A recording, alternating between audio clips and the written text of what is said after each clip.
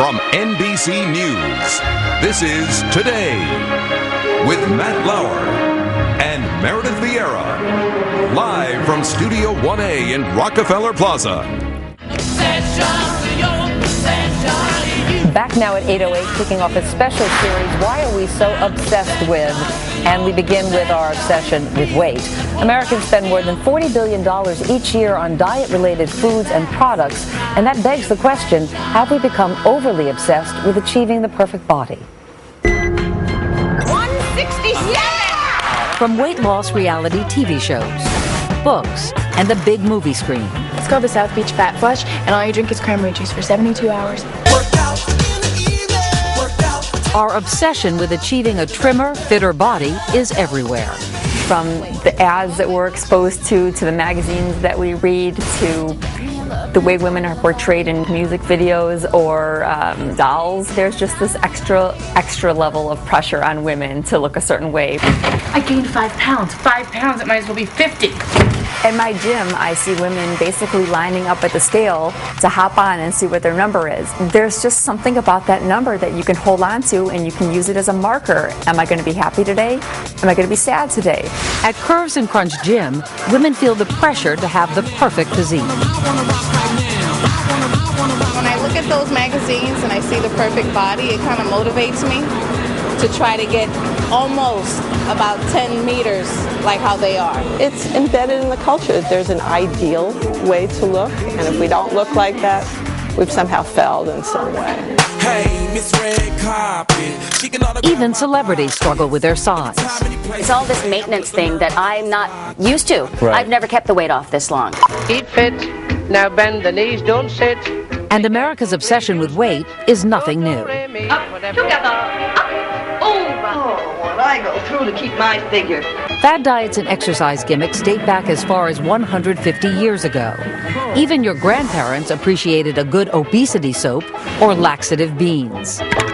But the thin look hasn't always been in. The ideal body shape has shifted throughout the generations. From Greta Garbo to Rita Hayworth, Marilyn Monroe, Twiggy, Farrah Fawcett, Jane Fonda.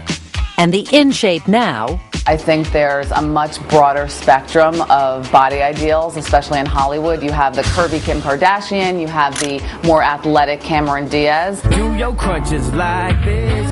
So is it time to stop obsessing about the number on the scale? I think the message that's being sent is you will be happy if you look like these women, when in reality the only thing that can actually fulfill us is being confident and happy with ourselves and how we're living our lives.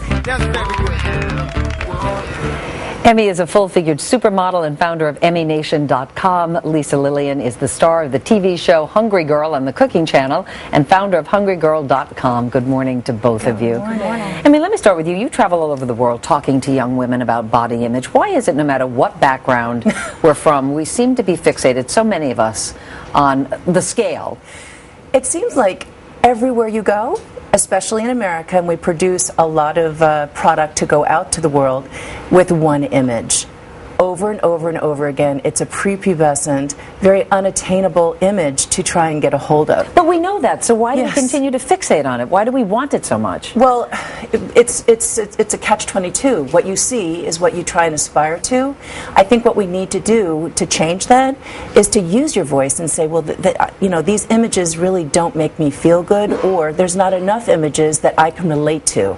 We can't sit back apathetically and let it all happen. The products are going to keep on coming with this imagery because we're not saying anything. So you have to use your voice. They'll listen. The people will totally listen. Well, Lisa, you grew up with your mom had weight issues. She was always dieting. You were a yo-yo dieter at one point in your life. Do you think you inherited in some way your mother's views and sort of put them on yourself? You know, my mom did go up and down and tried every fad diet, and so I grew up thinking that fad diets worked and that you can be on a diet or off a diet, and that's just not the case. I mean, there's no magic bullet. You have to change your lifestyle, change the way you eat forever, but it is definitely partially learned behavior, and you grow up that way. I mean, to some degree, I'm happy that I did learn that, because now I'm more aware of it and I know what I should be eating, and I understand it better. Absolutely. And yet we saw in this piece through the ages, really, the decades, our definition of what looks good has changed. Do you think we're more accepting now of full-figured women? I do, personally. I think so. I definitely think we are. The aperture has to open to not just include, the look, the color, the flavor of the month is curvy. It should be the beautiful women who are more prone to be thinner, the women who are more prone to be more athletic looking and a little bit more curvy. Not just one for the year or 2 years, and then because there's many flowers out there, not just one tulip. Everybody's body is different. You can't look at someone on television and say, I want that body. It can't happen. I mean, you can't. I'm 5'1". I'm never going to be tall and leggy. It will never happen. We took pictures together. We're totally, there's no way that the three of us could ever look the same, nor should we. Right. And what I find interesting, too, is that you see more and more men obsessing about their weight. Unfortunately, yes. Well, men are becoming more obsessed with the way they look as well. We're a very superficial society. I don't know that that's going to change, truthfully. A lot of money being made in the diet-related industries, and once again, we just have to be aware and use our voice when appropriate. Amy, thank you so much. Lisa Lillian, thank you. Thank you. Tomorrow and Today, we're going to look at why women are so obsessed with shoes.